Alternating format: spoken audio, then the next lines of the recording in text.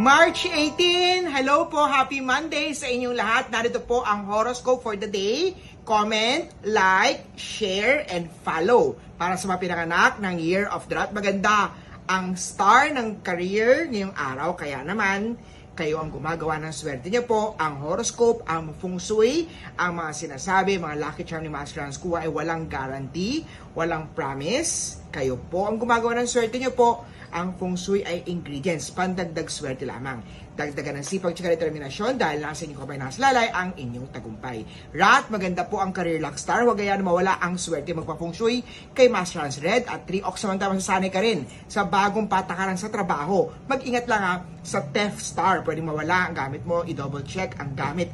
White at 6 Tiger naman ikaw ang nangunguna sa lahat ng bagay. Kilalanin mabuti ang iyong nakakasalamuha o nakakausap, posible ka nilang niloloko. Sa love life, parehong may unhealthy star. Kaya naman, kalusugan ninyong dalawang partner ay importante. 12 noon, south direction, gold at 14. Rabbit naman tayo, may isang matalik na kaibigan ang biglang magbabago ng kanilang emosyon sa'yo.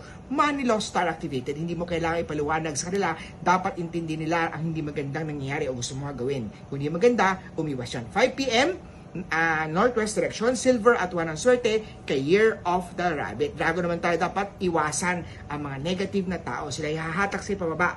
Mahirap din na magkasakit ngayong panahon na to, kaya naman iwasan ang mga cholesterol.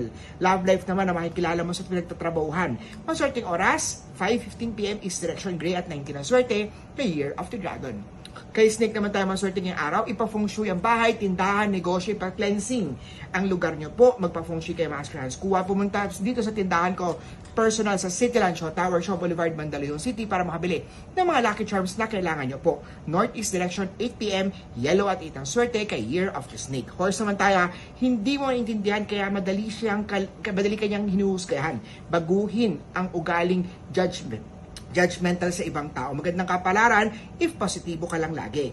4 p.m. West direction, green at 5 ang swerte kay Year of the Horse. Goat naman tayo. Ang pagbubukas ng isang negosyo ay hindi ganun kadali. Ipa-feng shui muna. Pag-isipan maigi, pag-aralan maigi, make sure na alam mo ang negosyo, ipa-feng shui yan para mas ma-enhance natin ang swerte. 11 a.m. West direction, purple at 10 ang swerte kay Year of the Goat. Monkey naman tayo, huwag iasa sa tindera o staff ang negosyo mo. Kailangan maging hands-on sa negosyo, hands-on sa career, para hands-on ang swerte. Magpa-astrology life destiny reading kay Master Hans Kua. Pitch at 4 ang swerte kay Year of the Monkey. Rooster naman ikaw. Kahit na ikaw ang nagiging sobrang busy sa work, ayan maglaan ng oras din para sa pamilya. Happy Family Star activated. 7 p.m. South direction, blue at 12 ang swerte kay Year of the Rooster. Dog naman tayo, masaya ang araw na to dahil may isang kaibigan na kakilala na kinamit sa social media. Ang pagpasok ng good fortune sa negosyo ay maganda, kaya naman ipa-feng shui na, bumili ng Lucky Charm Wealth Inviting Cat dito po sa tindahan ni Master Hans Kua, Cityland Show Tower, Shaw Boulevard, Mandaluyong City, Monday to Saturday, 11 ng umaga hanggang 5 p.m. po. Maraming gumagamit ng pangalan picture ni Master Hans Kua, nagbebenta ng peking singsing makwenta sa mga amulet. Hindi yan sa akin. Personal kayo pumunta sa tindahan ko para hindi ka maloko online. Brown at 7 ang swerte kay Year of the Dog. Kay Pig naman conflict day ngayon, maraming unexpected expenses na mga hindi kailangan, kaya mag-ina mag-itabi ng pera para sa emergency kung saan man kailangan. 11 a.m. Southeast direction, pink at 9 ang swerte kay Year of the Piggy.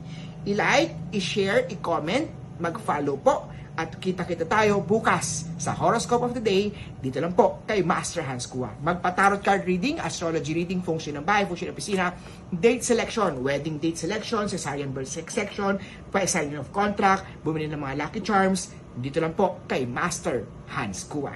Kita-kita tayo and share this video.